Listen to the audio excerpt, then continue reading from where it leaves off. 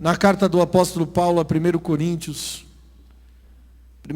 capítulo de número 7, versículo de número 36.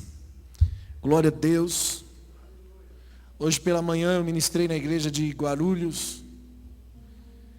E eu ministrei uma palavra espontânea.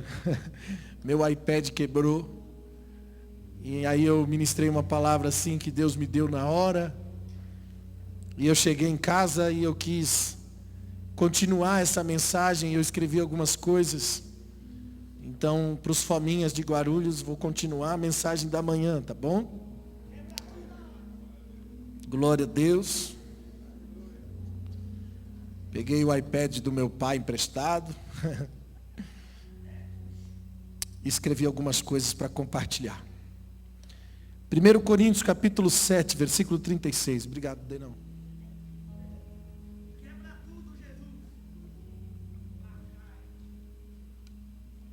Aleluia.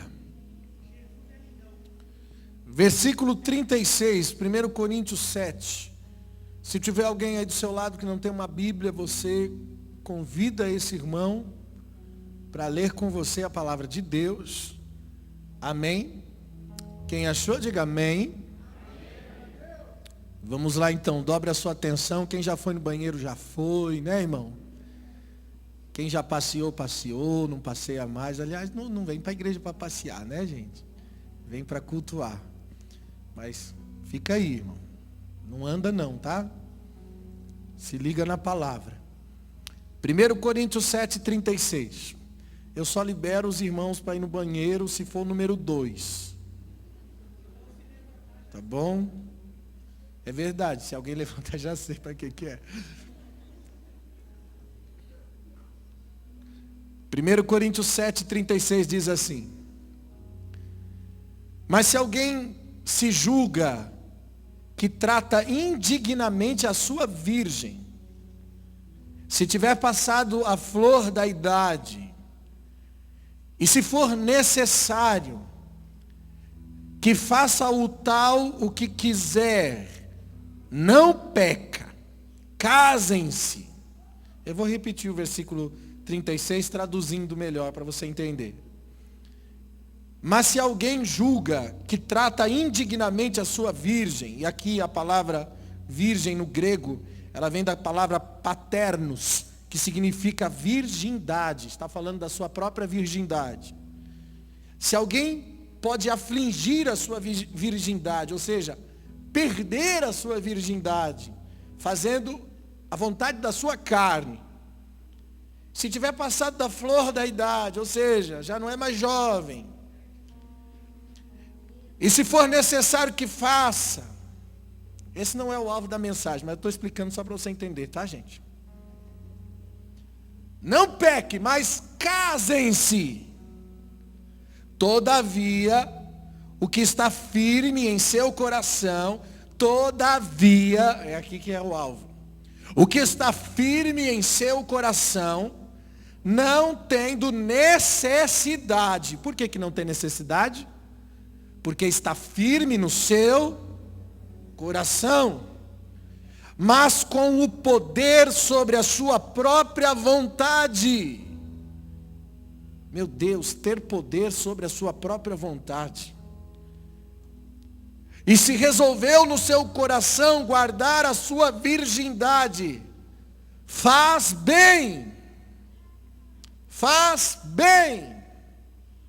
De sorte, o que se dá em casamento faz bem, mas o que não se dá em casamento faz melhor. Amém? Aqui para você, solteirão. Parabéns para você, aleluia. Mas o alvo aqui, irmãos, é renúncia. Amém? É ter poder sobre a sua própria vontade. O que tem poder sobre a sua própria vontade e decide se guardar, faz bem. Amém? Vamos orar. Espírito Santo, nós entregamos o nosso coração, a nossa mente, os nossos sentimentos, os nossos pensamentos. Leva-nos a um lugar de entendimento, de revelação, de convicção daquilo que o Senhor tem para nós nessa noite. Fala conosco, não o que nós queremos ouvir, mas aquilo que nós precisamos ouvir nessa noite. Fala comigo, Jesus. Fique à vontade, Espírito Santo. Levante a sua mão e diga assim: vem, Jesus, que eu estou facinho aqui. Eu recebo a tua palavra. Amém? Pode sentar, querido, glorificando a Deus. E se for aplaudir a Jesus, mano, capricha. Aleluia. Glória a Deus. Bem, irmãos, o texto fala sobre casar ou não casar, mas não é esse o nosso assunto. Nosso assunto aqui é sobre decisões, desejos. Eu quero falar sobre desejos, sobre vontades. Casar é bom. É bom ou não é? Aleluia.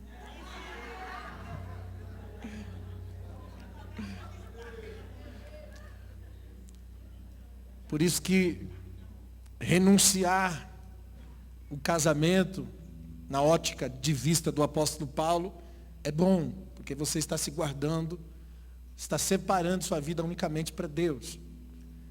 Existe uma renúncia. Mas eu entendo também que o casamento depois ele vai exigir mais renúncia do que o fato de você estar solteiro. Mas Deus ele é sempre assim, irmão. Quando você escolhe pelo mais difícil, pelo mais fácil se torna mais difícil. Perdão. Quando você escolhe pelo mais fácil, depois se torna mais difícil. Sempre vai ser assim. Quando você escolhe pelo caminho que aparentemente apraz, isso depois vai dificultar na sua caminhada, porque você sempre vai se encontrar com um lugar de renúncia. E esse é o princípio que nós aprendemos no Evangelho. Embora quem casa vai ter que renunciar depois, Paulo está falando no campo dos desejos. Paulo não está falando propriamente de casamento, ele está falando de desejos. Por isso que ele usou o termo virgindade.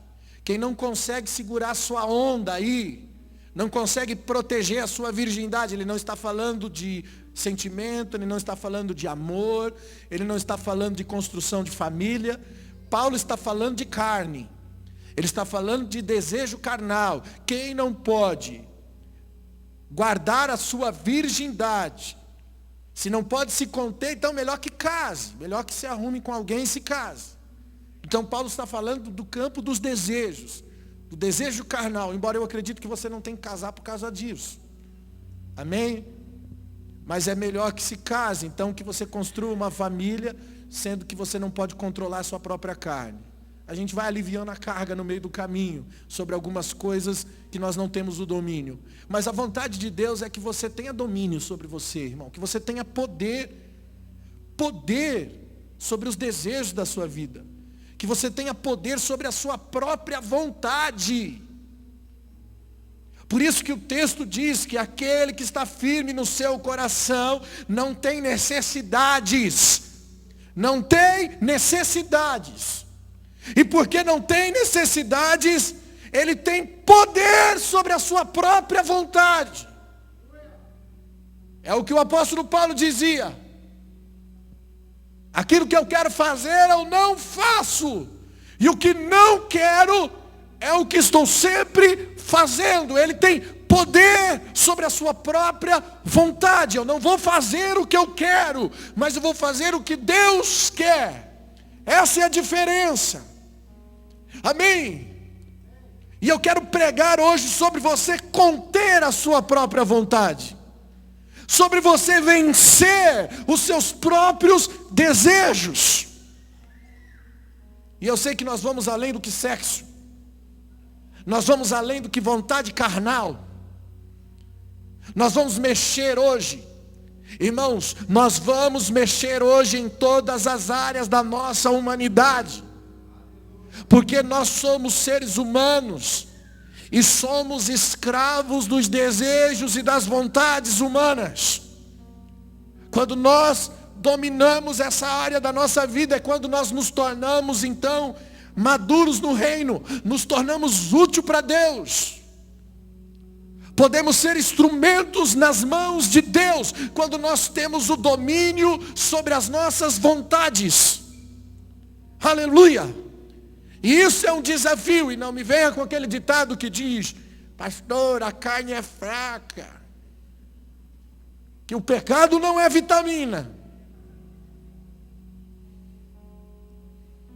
Não, nós precisamos matar a carne. A carne não tem que ser fraca, ela tem que ser morta. Não permita que a sua carne seja fraca. Mate-a. Porque se ela ainda está fraca, é porque ela ainda está viva. Quem entende, diga amém. Irmão, ser cristão verdadeiramente não é fácil. É um grande desafio. E um texto básico aqui para nós começarmos a falar sobre a nossa vida com Cristo. Eu quero ler aqui Lucas capítulo 14, versículo 33. Jesus disse o seguinte: assim, pois, qualquer de vós que não renunciar tudo, não pode ser meu discípulo. Aquele, pois, que não renunciar tudo quanto tem, não pode ser meu discípulo. Ele disse o quê? Ele disse metade? Ele disse apenas 2 horas de culto? Ele disse tudo. Se você não renunciar tudo, você não pode ser discípulo de Cristo. Então eu tenho uma notícia para você, irmão, não tem outro caminho. Com Deus é assim, ou você vai, ou você serve de verdade, ou você renuncia, ou você está no lugar errado, cara. Não, eu venho para a igreja porque eu me simpatizo com a igreja. Não, você não tem que simpatizar com a igreja, você tem que se comprometer com Deus. Eu venho para a igreja porque eu gosto dos louvores. Não, você não tem que gostar dos louvores, você tem que se tornar adoração. Sua vida tem que se tornar a própria adoração. Eu sou simpatizante do cristianismo. Não, você tem que se tornar um cristão autêntico.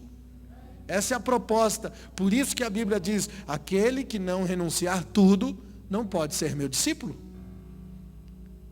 Deus nos criou para ser filhos, irmãos.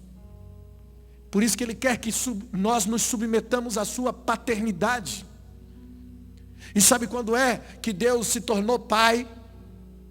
Isso só acontece quando nós vivemos a vontade do Pai, porque paternidade é quando Ele está exercendo governo paternal sobre as nossas vidas. Ele alinha o nosso coração. Ele define os nossos destinos. O Pai é aquele que dá direção, Ele dá limites, Ele estabelece limites na vida de um filho. Ele também traz provisão. O Pai é o que cuida, é o que rege, é o que governa. A minha pergunta para você é: o Senhor tem sido Pai? Ou Ele tem sido apenas Deus? Porque se tem uma coisa mais forte do que a palavra Deus, é a palavra papai. Se tem uma coisa que agrada mais a Deus, é que você o chame de papai, mais do que você o chame de Deus. Porque as outras nações também têm seus deuses que não existem. Mas pai de verdade, irmão, só tem quem se relaciona. Pai de verdade só tem quem tem alguém para o defender, para cuidar, para reger a sua vida, para dar destino. E é isso que Deus quer ser na sua vida. Por isso que eu costumo dizer, irmão, que todo evangelho que incita aos desejos pessoais é fraudulento. É pregado por pessoas carnais. Faça uma campanha, Deus vai te dar a vitória.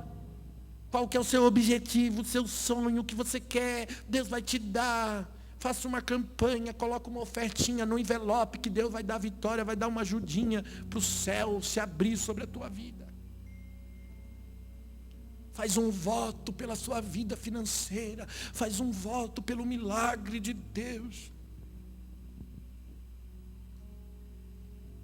Todo evangelho que incita você a desejos pessoais é fraudulento, pregado por pessoas carnais. O evangelho do Senhor sempre foi a morte do nosso eu, a perca do nosso controle, irmão. Nós entregamos tudo para Deus. Se você tem que ter controle sobre alguma coisa, você tem que ter controle sobre a sua vontade. Porque Deus não vai assumir o controle da sua vontade. Livre-arbítrio, Ele te deu para que você devolvesse para Ele. Como é que eu devolvo meu livre-arbítrio? Eu devolvo sofrendo, querendo e não podendo, desejando, mas não posso tocar naquilo que não veio de Deus para a minha vida. Renunciando. É assim que você devolve o livre-arbítrio. Quem se converteu de verdade não tem mais livre-arbítrio. Por isso que Efésios 1:5 Paulo disse: aos que predestinou para filhos de adoção por Jesus Cristo, Ele nos predestinou para filhos de adoção por Jesus Cristo, para si mesmo. Para si mesmo. Deus predestinou eu e você para sermos filhos para Ele. Para si mesmo. Segundo o beneplácito da sua vontade. Aí no versículo 9 diz: descobrindo-nos o mistério da sua vontade, segundo o seu beneplácito, que propusera em si mesmo. Nós temos que descobrir o mistério da sua vontade. Versículo 11: nele digo, em quem também fomos feitos herança, havendo sido predestinados, conforme o propósito daquele que faz todas as coisas, segundo o conselho da sua vontade. Aí no capítulo 2 de Efésios, eu estou pulando alguns versículos, e no versículo 3, ele diz: entre os quais todos nós também antes andávamos nos desejos da nossa carne, fazendo a vontade da carne e dos pensamentos, éramos por natureza filhos da ira, como outros também são. Éramos por natureza. Por que por natureza? Porque nascemos com essa tendência. Essa palavra tem a conotação de ser naturalmente pecaminoso. Éramos por natureza assim, nascemos assim. Temos essa genética pecaminosa no nosso gene humano. Nós andávamos nos desejos da nossa carne, fazendo a vontade da nossa carne. Nós éramos, não somos mais. Éramos por natureza assim. Aí lá no capítulo 5, eu estou pulando, no versículo 17 de Efésios, Paulo diz: por isso, não sejam insensatos, mas entendei qual seja a vontade do Senhor. Se você não procura saber a vontade do Senhor para a sua vida, você é um insensato. O seu culto é insensato. Sua religião é insensata. Sem sentido. Qual é o nosso culto racional? Romanos 12. Rogo pela compaixão de Deus que ofereçam os vossos corpos, as vossas vidas como sacrifício vivo, santo e agradável a Deus, porque esse é o vosso culto racional. E não vos conformeis mais com esse mundo, mas transformai-vos pela renovação do vosso entendimento, para que experimenteis qual seja a boa, agradável e perfeita vontade de Deus.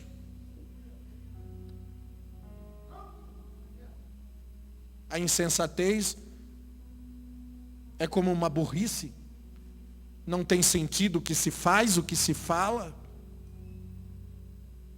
Não seja insensato, mas entender qual seja a vontade do Senhor para a sua vida. Eu disse aqui outro dia que a igreja dos dias atuais tem se tornado ignorante, débil. As pessoas não sabem o que estão fazendo,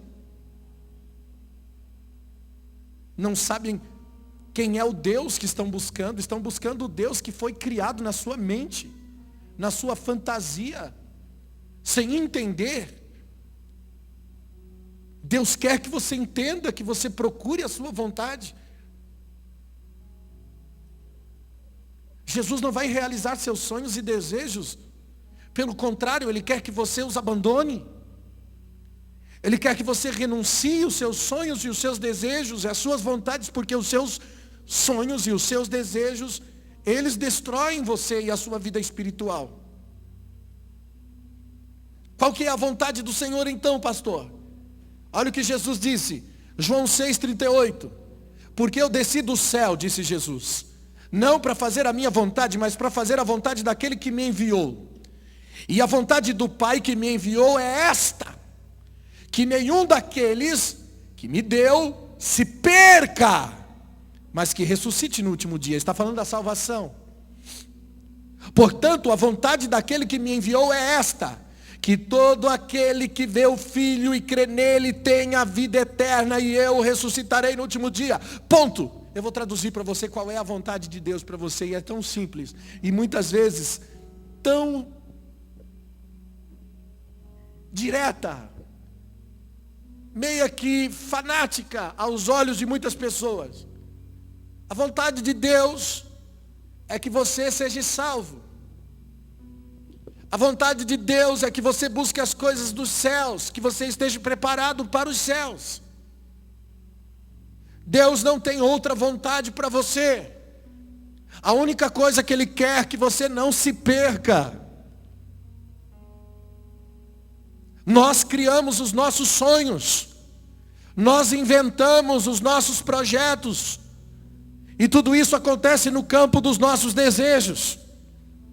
1 Pedro 2,15 diz, porque assim é a vontade de Deus, que fazendo bem, tapeis a boca da ignorância dos homens insensatos. O mundo precisa ver essa paixão por Ele em você. O mundo precisa assistir em você a verdadeira alegria que só pode existir através da comunhão com Deus. Fazer o bem, irmão, só pode ser transferido pela vida de Deus. Essa é a vontade de Deus, que você faça o bem e o mundo olhe para você. Porque é assim que você vai tampar a ignorância dos homens insensatos, tampar a boca dos homens insensatos. Mas o que é fazer o bem? O que significa fazer o bem? Como entender o que é fazer o bem? Eu vou te dizer o que é fazer o bem. Você só vai conseguir entender o que é fazer o bem se você se relacionar com Deus, se você receber o toque dele em você. É transferido pelo Espírito. O Espírito do Senhor revela as profundezas de Deus, os sentimentos de Deus. Por isso, Filipenses 4,4, o apóstolo Paulo diz o seguinte: regozijai-vos sempre no Senhor. Outra vez vos digo, regozijai-vos. O que é se regozijar? É se alegrar com Deus. E como se alegra com Deus? Em adoração. Irmão, não tem melhor adoração do que aquela que você se alegra com Deus. Adoração não é você erguer apenas as suas mãos na hora do culto. Isso tem que ser real. Você tem que erguer as suas mãos, mas precisa ser verdadeiro. Precisa existir um regozijo real fluindo do seu coração. Isso leva você para um relacionamento com Deus. Aí o versículo 5 diz: seja a vossa equidade notória diante dos homens, perto está o Senhor. Novamente Deus quer que você mostre isso para o mundo. Os homens precisam assistir à sua equidade. No versículo 6 ele diz: não esteja inquietos por coisa alguma. Não ande preocupado com as coisas. Antes as vossas petições sejam em tudo conhecidas diante de Deus, pela oração e súplica com ações de graças. Deus não quer que você fique, ó Deus, me dê isso, ó Deus, eu preciso de uma porta de emprego, ó Senhor, eu vou fazer uma campanha para receber um milagre, eu vou fazer um voto, eu vou subir um monte de joelhos, vou pagar promessa, vou ficar sem tomar Coca-Cola, é um voto. Meu voto para alcançar a vitória. Posso te dar uma revelação? Você só está fazendo um regime.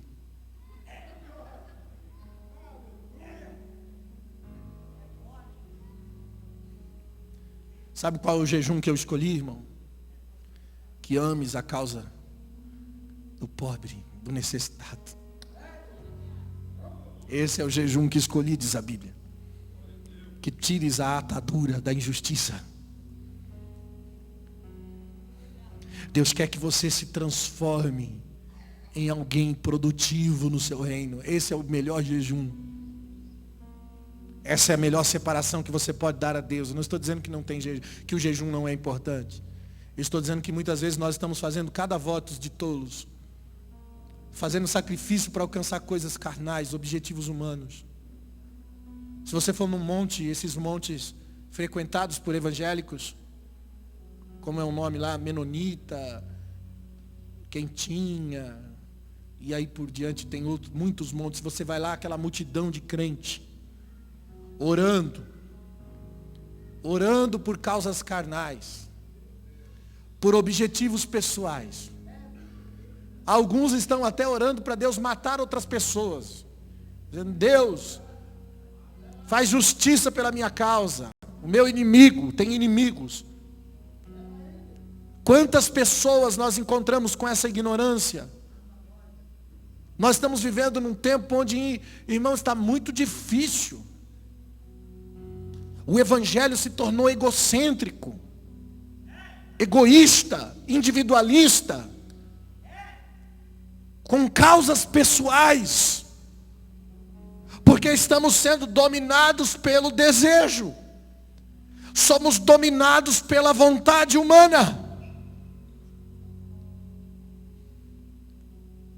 O versículo 7 diz: então a paz de Deus, que excede a todo entendimento, guardará os vossos corações e os vossos sentimentos em Cristo Jesus. Olha que forte. Sabe o que o apóstolo está falando? Se você se regozijar sempre, se você estiver vivendo uma vida de adoração sempre no Senhor, se você estiver se alegrando sempre em comunhão com Deus, vou traduzir: se você estiver se chapando na presença de Deus todo dia, se alegrando, desfrutando da comunhão da sua presença, se alegrando com o seu amor sobre a sua vida, então seja a vossa inquiedade notória diante dos homens. Não estejam inquietos por nenhuma coisa, antes estejais diante do Senhor em oração e súplica. Então vai acontecer o seguinte: a paz de Deus,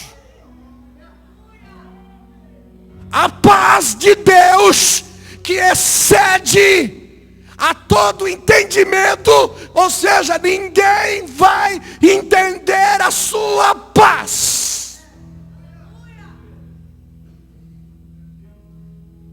A sua alegria. Você se torna um cara resolvido por dentro.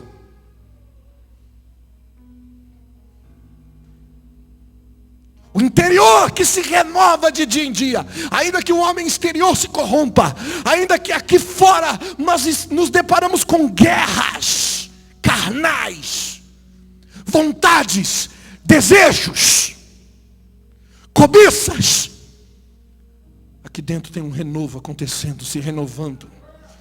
O exterior está fraco, mas o interior está forte. Ele está se renovando e manifestando a graça de Deus. O pecado começa nos desejos, irmãos. E o desejo começa na insatisfação. Quando é que você começa a ter desejos? Quando você está insatisfeito. Você não está feliz com o que tem, então você começa a desejar outras coisas. Você não está feliz com seu esposo, então você começa a olhar para o esposo de outra. Você não está feliz com o seu casamento, então você está olhando para o casamento de outra pessoa. Ah, se eu tivesse aquele casamento eu seria feliz. Você não está feliz com o seu salário, com o seu trabalho, você começa a olhar para o trabalho de outro. Você diz: se eu tivesse aquele emprego, aquela profissão, eu seria feliz. Você não está contente, então você começa a olhar para as pessoas, para as coisas e começar a ter desejos. Se eu tivesse um carro, eu seria feliz. Se eu tivesse uma roupa como essa, eu seria descolado.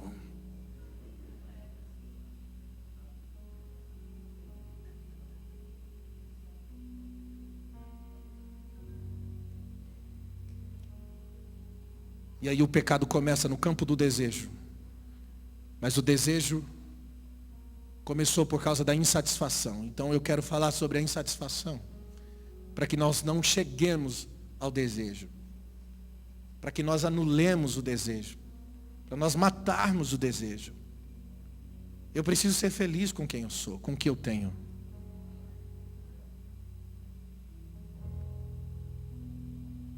O que Deus me deu, o que Deus é para mim. Eu tenho que estar feliz com o que eu tenho.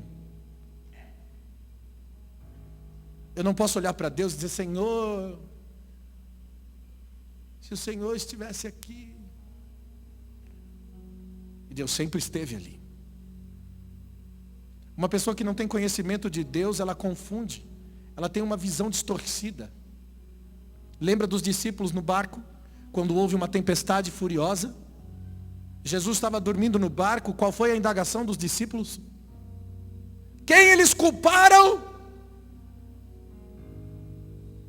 Eles culparam quem? Senhor, tu não te importas que pereçamos. Ou seja, agora a culpa é de Jesus.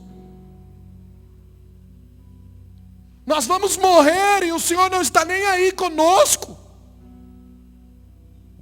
Quantas pessoas já fizeram isso? Deus, o Senhor se esqueceu de mim.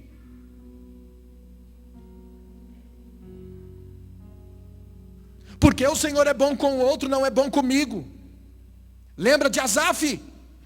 Senhor, o Senhor é bom para com Israel, para com os limpos de coração. Mas quanto a mim, o Senhor, quanto a mim, Senhor.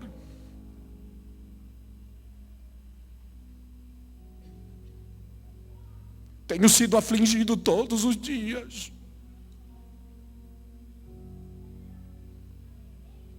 Deus teve que mostrar para Asaf. Enquanto ele tinha inveja do ímpio, Deus dizia para ele: filho, o ímpio vai morrer. A sua alma incha e ele desfalece. Mas o justo viverá pela fé. Asaf, o ímpio pode estar indo bem em tudo o que ele está fazendo, ele pode estar prosperando em todas as coisas, mas ele vai morrer. E você? Eu estou com você todos os dias. Asaf entendeu e começou a dizer: Senhor, bom para mim é se aproximar do Senhor e anunciar todas as tuas maravilhas. Nós precisamos ter um choque de realidade, meus irmãos. Precisamos sair dessa zona de desejos e de vontades e nos conformar e nos alegrar com aquilo que Deus é por nós. Por isso o apóstolo Paulo escreveu em 1 Timóteo, capítulo 6, versículo 3, ele diz: se alguém ensina outra doutrina e não se conforma com a sã palavra do Senhor Jesus Cristo e com a doutrina que é segundo a piedade, então ele se torna um homem soberbo, nada sabe, delira acerca das questões, cria contendas de palavras, das quais nascem invejas, porfias, blasfêmias, ruins suspeitas, compendas de homens corruptos de entendimentos, que estão privados da verdade, cuidando que a piedade seja a causa de ganho. Apartem-se deles, mas é grande o ganho com a piedade e com o contentamento, porque nada trouxemos para esse mundo, e é manifesto que de nada podemos levar desse mundo. Quer que eu repita? Quer que eu coloque o chantilly para ficar gostoso?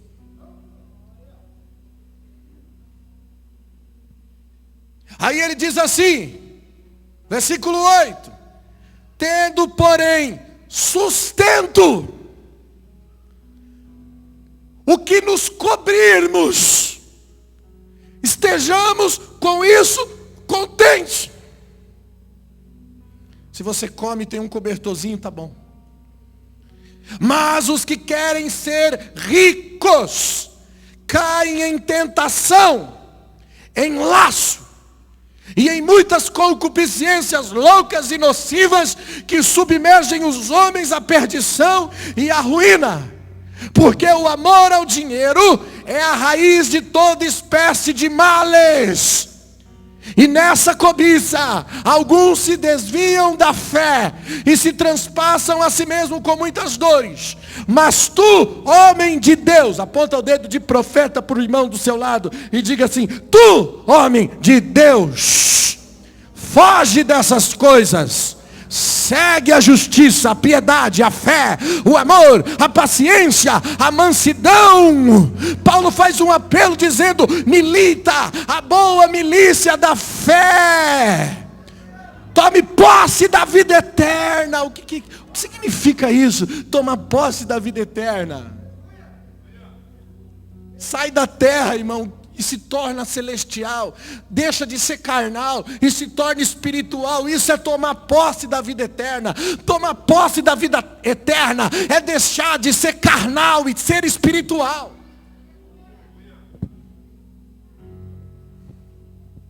Eu só deixo de ser carnal quando o meu objetivo é o Deus. Buscai as coisas que são de cima, não nas que são da terra.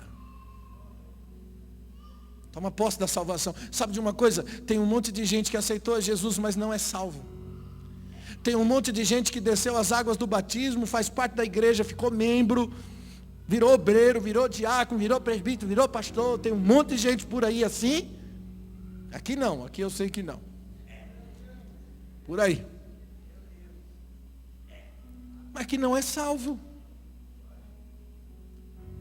Não é salvo. Porque não tomou posse da vida eterna, para a qual foste chamado. Eu fui chamado para a vida eterna, não fui chamado para a vida na terra. Minha vida na terra tem um propósito.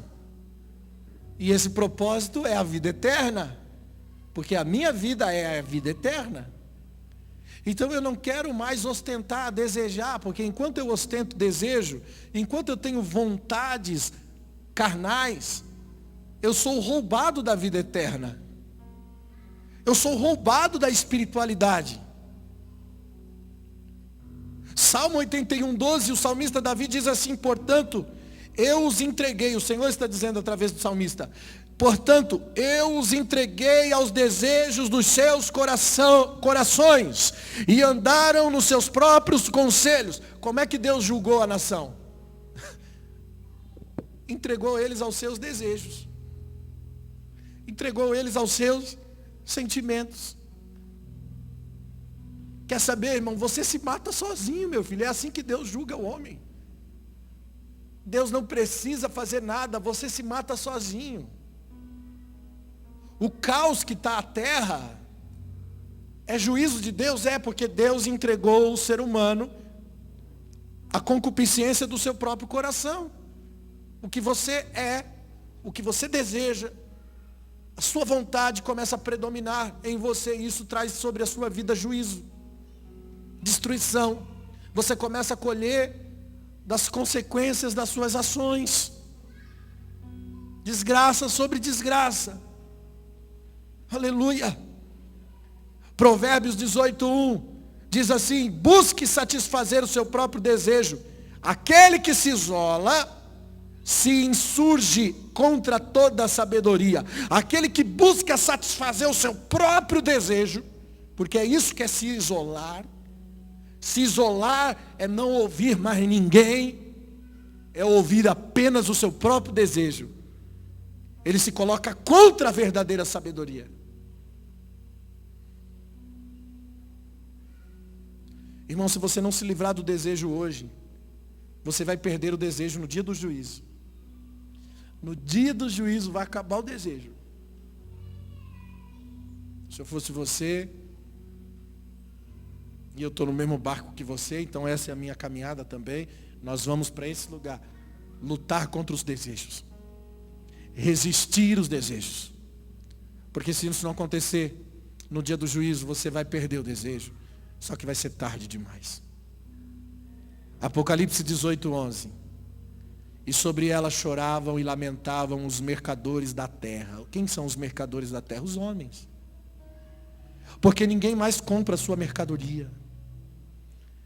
As mercadorias de ouro, de prata, de pedras preciosas, de pérola, de linho fino, de púrpura, de seda, de escarlata, toda madeira, todo vaso de marfim, todo vaso de madeira, toda coisa preciosíssima de bronze, de ferro, de mármore. Diz para mim se não são coisas terrenas, carnais, materiais. A Bíblia está falando de coisas que são ostentadas pelos homens. Bens. Toda a mercadoria. Ninguém vai querer mais. E a canela, e o perfume, e a mirra, e o incenso, o vinho, o azeite, a flor da farinha, o trigo, o gado, as ovelhas, os cavalos, os carros, os corpos e almas de homens. Tudo isso, ninguém mais vai comprar as suas mercadorias. E o fruto do desejo da sua alma foi-se de ti. Não tem mais desejo na alma. Não tem mais vontade na alma. O que vai ter é apenas angústias. E todas as coisas gostosas e excelentes se foram. E não mais achará. Por aqui não vai ficar pedra sobre pedra. Tudo será destruído. O prazer momentâneo que nós temos é apenas prazer momentâneo. Eu não estou dizendo que você não pode ter prazer momentâneo, que você não pode viver coisas gostosas de viver, sabe, irmão? Eu não estou dizendo que você não pode ter um carro bonito, uma casa bonita, um bem material. Não, não estou dizendo isso. Eu estou dizendo que essas coisas não podem ser importantes para você.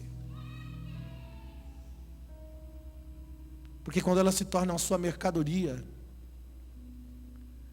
você vive debaixo do desejo. Sabe quando Deus vai dar as coisas para você? Quando você não as desejarem mais. Foi assim comigo.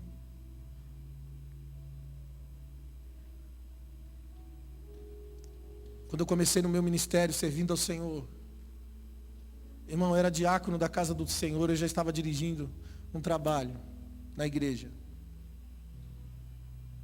Desempregado. Meu filho tinha acabado de nascer. Não tinha dinheiro para comprar fralda. Não tinha dinheiro para pagar a conta de luz atrasada. E eu fazendo a obra de Deus, todo feliz. Eu não tinha um carro para me levar para nenhum lugar. Quantas vezes eu fui da Paulicéia até o Taboão andando para fazer programa de rádio junto com o meu pastor. Quando o meu pastor não ia, eu ia andando. Quando ele ia, eu ia de carro. Feliz, contente, porque estava servindo o Senhor. E alguém vinha e dava uma sacolinha de compra e dizia, Deus mandou te dar. Eu amém. Um parente vinha, trazia uma mistura e dizia, Deus mandou te dar. Amém. Eu comecei a olhar e falei, Deus está cuidando de mim. Aleluia, vou fazer a obra. Eu fazia bicos, às vezes em algumas lojas de som, colocava isso filme, fazia bico ali, ganhava um troquinho aqui, um troquinho ali, e Deus ia suprindo a minha necessidade, e eu ia fazendo a obra do Senhor, sem ostentação nenhuma, cara. Aí quando a conta de luz atrasada, e não tinha dinheiro para comprar a fralda, eu orei ao Senhor, eu falei, Senhor, e aí, Senhor, o que eu faço? No outro dia de manhã tinha um envelope de dinheiro no sofá da minha casa. E dentro do envelope tinha o dinheiro para pagar a luz e comprar a fralda, certinho. Eu falei, cara, nunca mais eu vou trabalhar na vida. Jesus cuida de mim.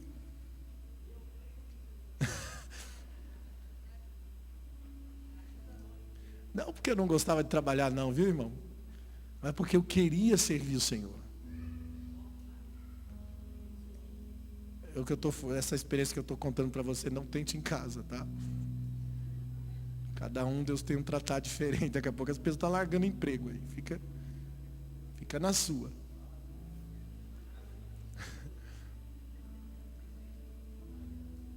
Aí, meu irmão, as coisas vêm para você quando você não as quer.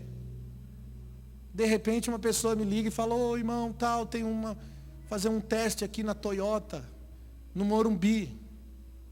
Aí eu fui fazer o teste na Toyota, como aplicador de insufilme. Eu passei no teste, o rapaz era evangélico, cristão, ele viu que eu era um homem de Deus, ele ficou todo empolgado, falou: cara, que bênção, você é um homem de Deus, é um menino de Deus, eu quero te contratar aqui, eu mando todo mundo embora e contrato os caras que você conhece, se você tiver amigos que faz o serviço, a gente monta uma equipe, você vai liderar a equipe aqui na Toyota do Morumbi e tal. E ele ficou todo empolgado comigo, fechou, vou te contratar, e eu comecei a emudecer. Ia sair 7 horas da noite do Morumbi, eu não ia mais para a igreja. Chegar em casa depois das 9, eu não ia mais abrir o culto. Eu abria os cultos, eu não pregava não, eu abria os cultos. 5 minutos. Eu não ia mais para a rádio com o meu pastor. Comecei a ficar triste. Voltei para casa igual o seu Madruga, quando arruma emprego.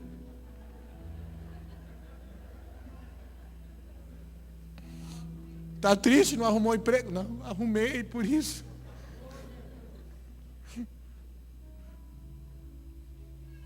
Eu liguei para o rapaz e falei assim: meu amigo, o negócio é o seguinte. Me perdoa, irmão. Mas eu não vou, não. E não fui. Deus está cuidando de mim, irmão.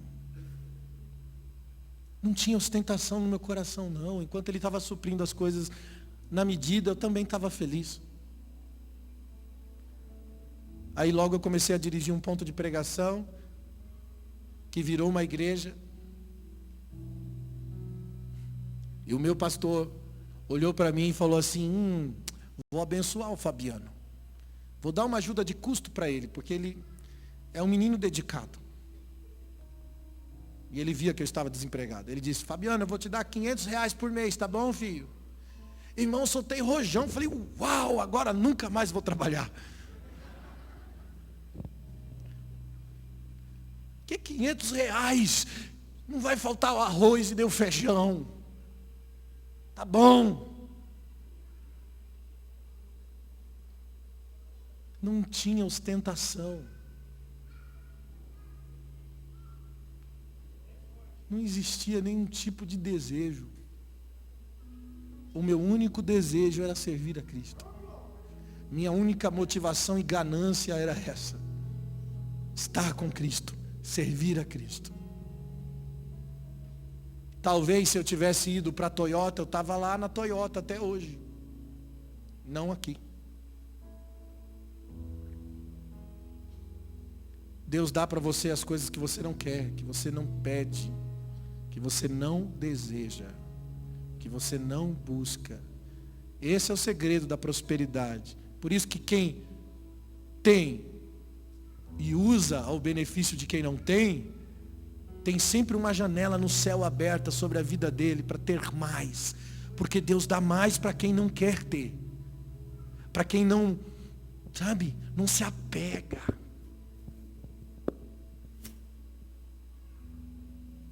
Se apega para ver se Deus não tira aquilo que te rouba dele, aquilo que te rouba do propósito, aquilo que muda você. Tem pessoas que não podem mesmo ter prosperidade, sabe por quê? Porque elas mudam totalmente. Enquanto você é pobre, você é humilde. Enquanto você é pobre, você é uma pessoa simpática. Enquanto você é pobre, você tem um coração bom. Porque na hora que você tem o dinheiro, irmão, tem pessoas que mudam, se tornam arrogantes.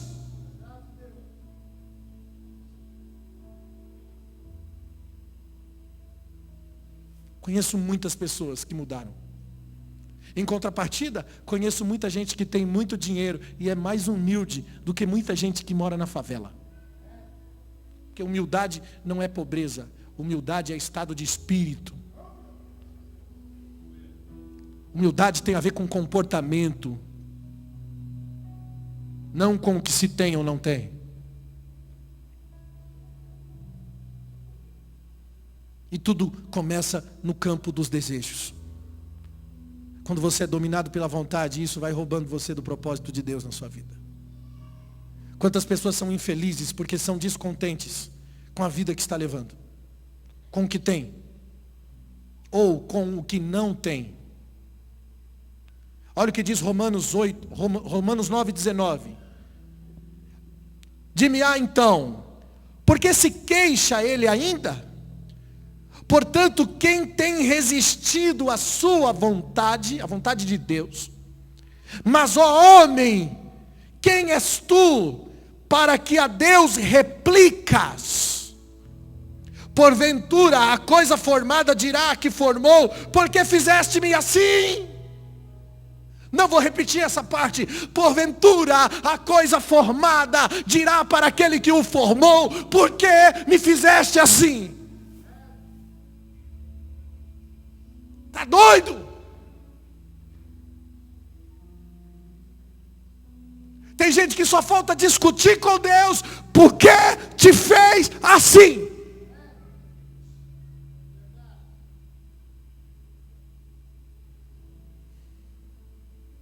Deus te ama do jeito que você é, meu irmão.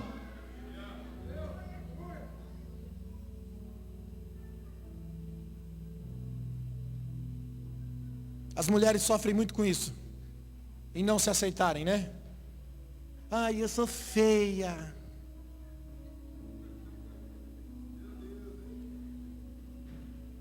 Aí na TPM engrossa, né? Aí que chora mesmo, que por causa que é feia.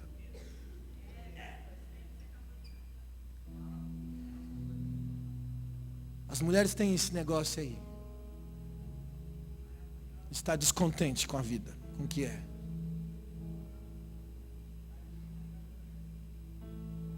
A mulher sempre está olhando mais para uma outra mulher do que propriamente um homem. Ela sempre olha mais do que o homem. Sabia disso? Ela olha para a roupa, ela olha para o tamanho do bumbum, diz, ai, que bumbum, se eu tivesse um bumbum assim. E a outra que está sendo vista, está olhando para o bumbum dela e está dizendo, ai, se eu fosse magra como ela. Ninguém está feliz.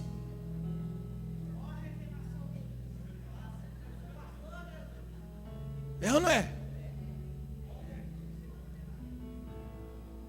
Cara, se aceita, seja feliz. Ai, se eu tivesse um namorado que ela tem. Fica feliz, solteiro.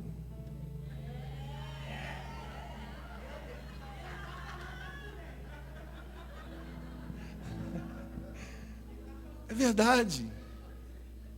Você já parou para pensar, irmãos? Tudo que acontece na sua vida, se você está debaixo da vontade de Deus, é porque Deus quer assim. Eu não tenho que me preocupar mais, eu não tenho que ter desejo, ter vontade, isso daí me rouba do propósito. Eu tenho que fluir no querer de Deus. Enquanto eu estou fluindo no querer de Deus, tudo que acontecer na minha vida, tudo coopera para o bem daqueles que amam a Deus. E se Deus escolheu a minha vida para ser assim, é porque esse é o melhor de Deus para mim. É assim que Ele me quer. É assim que Ele me ama. E é assim que eu vou honrá-lo. Pronto.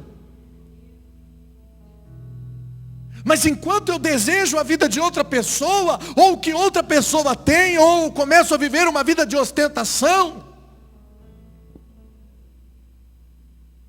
eu estou corrompendo meus próprios sentimentos. Estão me distanciando da presença de Deus. Tem pessoa que não pode ouvir uma boa notícia vinda de outra pessoa, ela se amargura. Não conseguem se alegrar com os que se alegram. Quando a Bíblia diz, chorai com os que choram e se alegrai com os que se alegram. É mais fácil chorar com os que choram do que se alegrar com os que se alegram. Sabia? Se alegrar com a alegria dos outros é mais difícil. Festejar a festa dos outros é mais difícil. É mais fácil ir no velório chorar junto. É mais fácil ir no hospital chorar junto. Muito fácil. Tira de letra. Difícil é se alegrar com a alegria dos outros. Isso mostra que você está livre de qualquer impureza do desejo. Que você está livre do domínio da vontade. Porque o desejo e a vontade vai levar você para a cobiça, para a inveja, para a falta de amor. E se você não pode se alegrar com os que se alegram, você não pode viver uma alegria pessoal. Não chega para você nunca.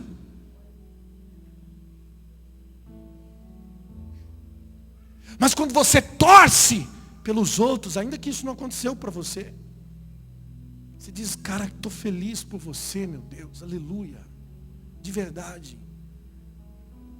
Você se alegra. Deus vê em você autenticidade, vida da palavra, reino, ser o corpo de Cristo. Amar o seu irmão é ser o corpo de Cristo. Olhe para dentro do seu coração, querido. Se aceite assim.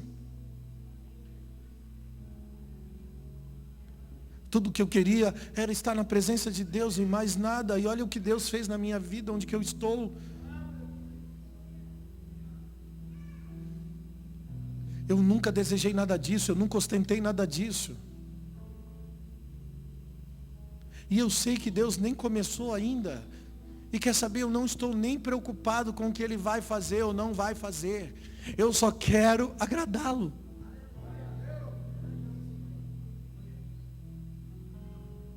As pessoas dizem, profetizam, Deus vai fazer.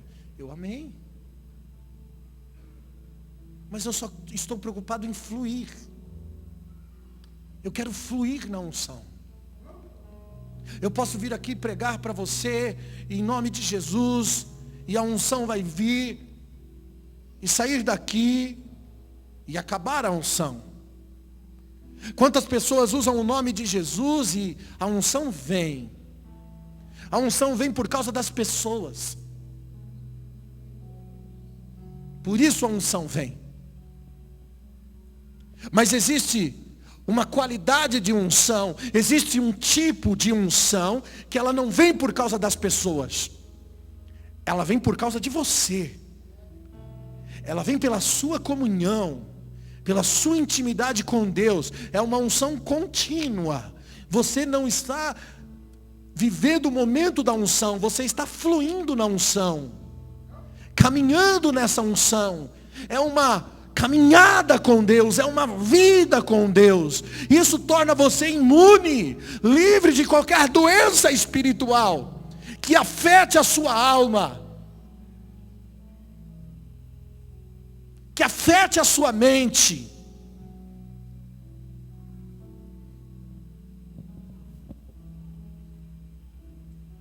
O Evangelho tem tudo a ver com a psicologia, porque nós seres humanos somos muito complexos.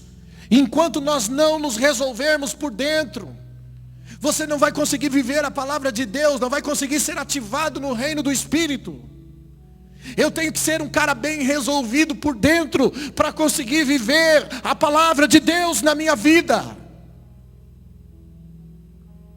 E a primeira recomendação que eu dou a você nessa noite é: se ame, esteja feliz com você. Até para amar o próximo, você precisa se amar primeiro. Porque o padrão para amar o seu irmão é: ame o teu próximo como a ti mesmo. Se você não se ama, você nunca vai amar o seu próximo. Se você tem complexo de inferioridade, você não vai amar o seu próximo como deveria amar. Se você tem complexo de insatisfação pessoal na sua vida, você nunca vai amar as pessoas à sua volta como você deveria amar.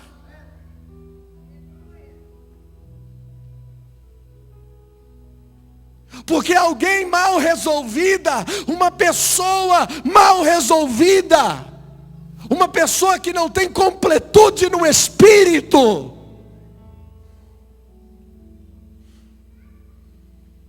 ela nunca vai ativar a plenitude de Deus na sua vida.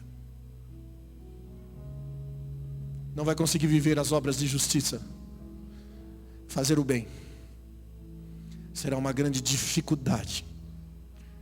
Você pode escolher ir lá no Facebook e falar de Jesus, ou você pode escolher ir lá no Facebook, despejar a sua alma. Você pode escolher ser uma pessoa almática, frustrado, porque é escravo dos seus próprios sentimentos, dos seus próprios desejos e vontades. Você está morrendo e está morrendo espiritualmente. E alguns podem até tentar manter a pose e dizer: eu sou o homem de Deus. Não, eu não. Mas você sabe que está morrendo. No fundo, você sabe que não tem vida, que não existe paz que excede a todo entendimento em você. Paz que excede a todo entendimento é liberdade. Liberdade de qualquer cativeiro emocional. Liberdade de qualquer prisão mental, de qualquer frustração. Isso é ter paz que excede a todo entendimento.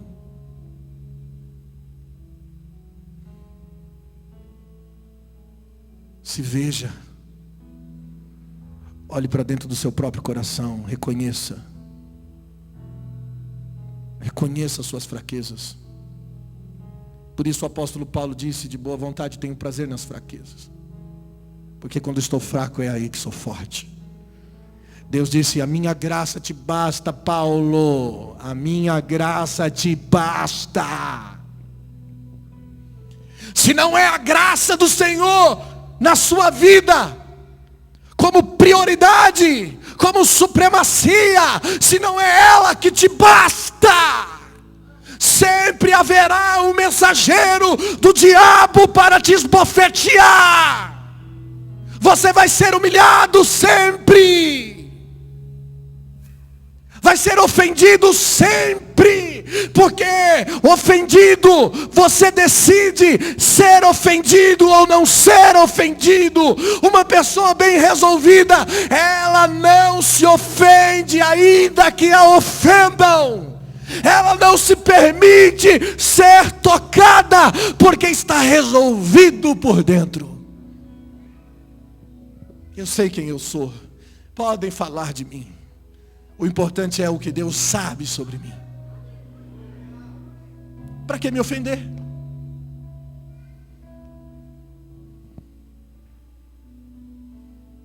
Ai, me rejeitaram desde o ventre da minha mãe. Deus me amou. Deus me amou e me disse: eu te escolhi quando você estava no ventre. Enquanto sua mãe te rejeitava, eu te amava, te escolhia. E dizia: tu és meu, e eu te dei como profeta às nações. Pronto.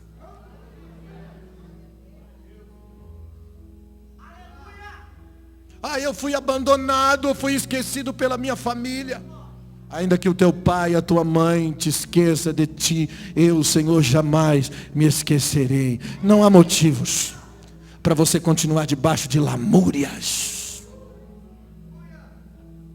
Se resolva por dentro, dê uma resposta para a vida. Se ame. Se ame. Sabe o que eu estou dizendo? Ame o que Deus fez. Você. Ame o que Deus fez. Você. Não tente ter o cabelo do outro. Deus te deu esse. Não tente ter a roupa do outro. Deus te deu a sua. Deus te deu uma identidade. Deus te deu. Seja você, por favor. Pare de tentar viver a vida dos outros. Irmão, Deus ama variedades. Ninguém é igual a ninguém. Fique tranquilo. Eu sou diferente. Não, você é único. Você é exclusivo. Aleluia!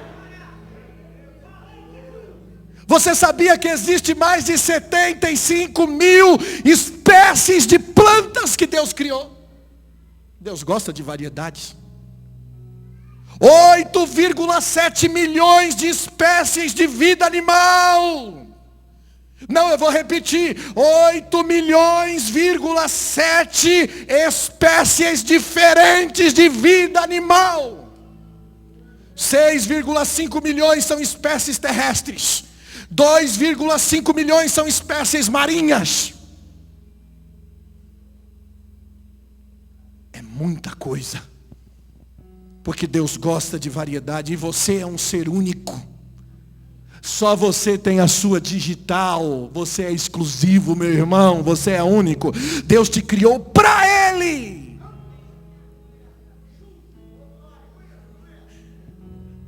E se Ele gosta de variedades, eu vou ser o que Ele me fez para ser, o que Ele me criou para ser, e pronto. É assim que eu vou adorar a Deus. Por que eu vou ficar me lamentando? Tudo vai passar nessa vida, irmão. Mas aquele que faz a vontade do Senhor permanece eternamente. Amanhã todos vamos para a eternidade. E quer saber, se você não teve um carro, se você não teve um casamento, se você não teve nada disso, vai ser importante. Até quem se casou vai ter que descasar. Porque lá no céu não vai ter sexo.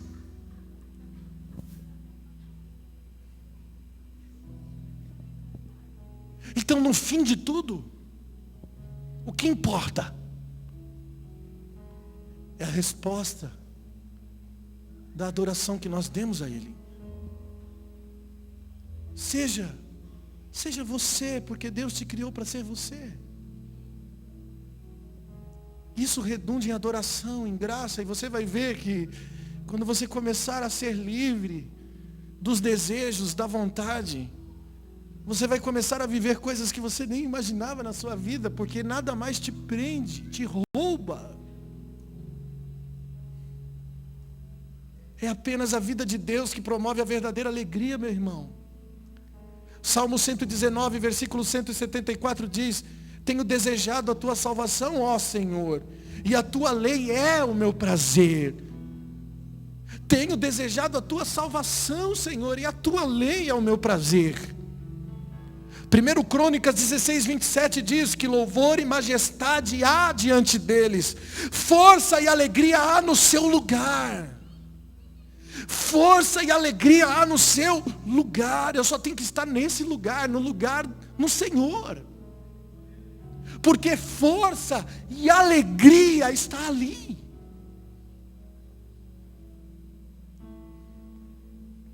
Tem pessoas que têm casa, dinheiro, bens materiais e são infelizes. Tudo que você talvez gostaria de ter, elas têm e são infelizes.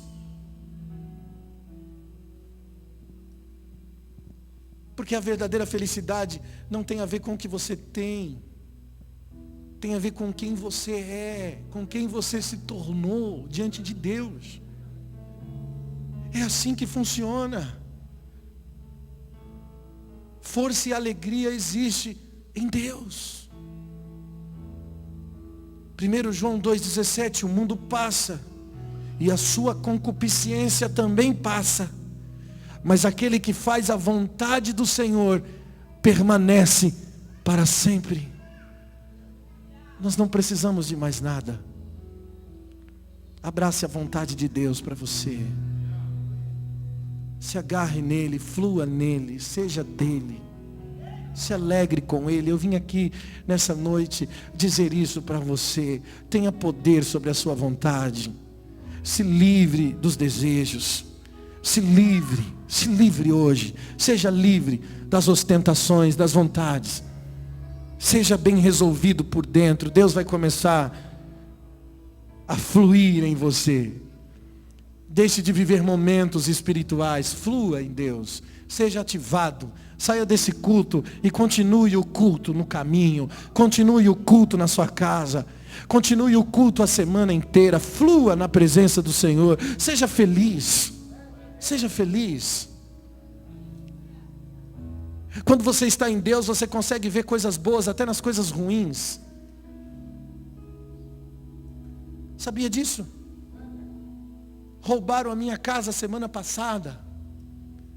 Entraram bandidos na minha casa. Levaram o videogame do meu filho. Quer saber de uma coisa? Coisa boa fizeram.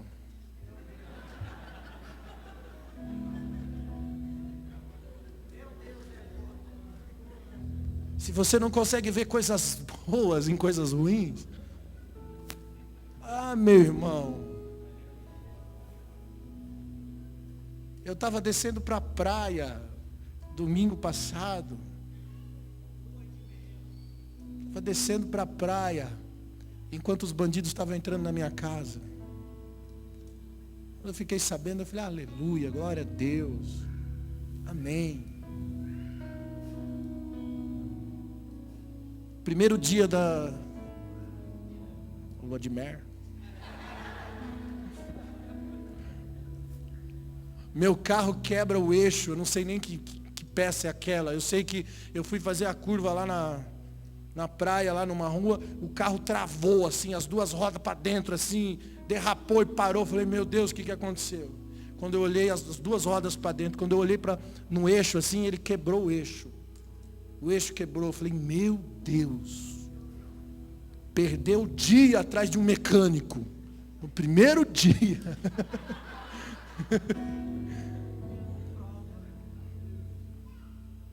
Eu não me esquentei não, irmão. Sabe o que eu fiz? Transformei a coisa ruim em coisa boa. Falei, glória a Deus. Deus de poder e de glória, de livramento. Porque se isso daqui acontece descendo a serra, naquelas curvas perigosas, ia ser feio o negócio. Deus me deu livramento, aleluia. Eu adorei. Fica reclamando, irmão. Não vai dar em nada.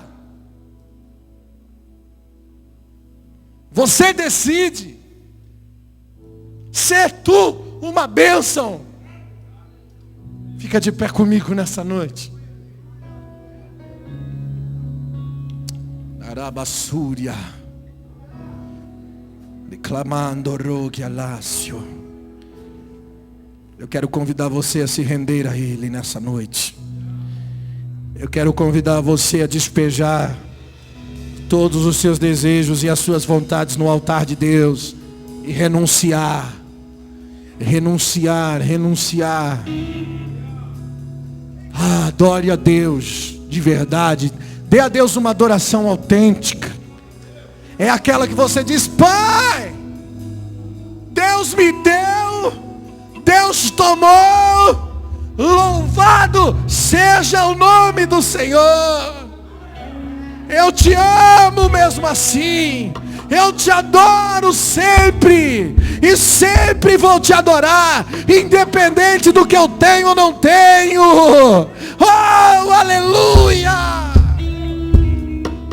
Dê a Deus uma adoração autêntica, pelo amor de Deus. Seja real. Seja real.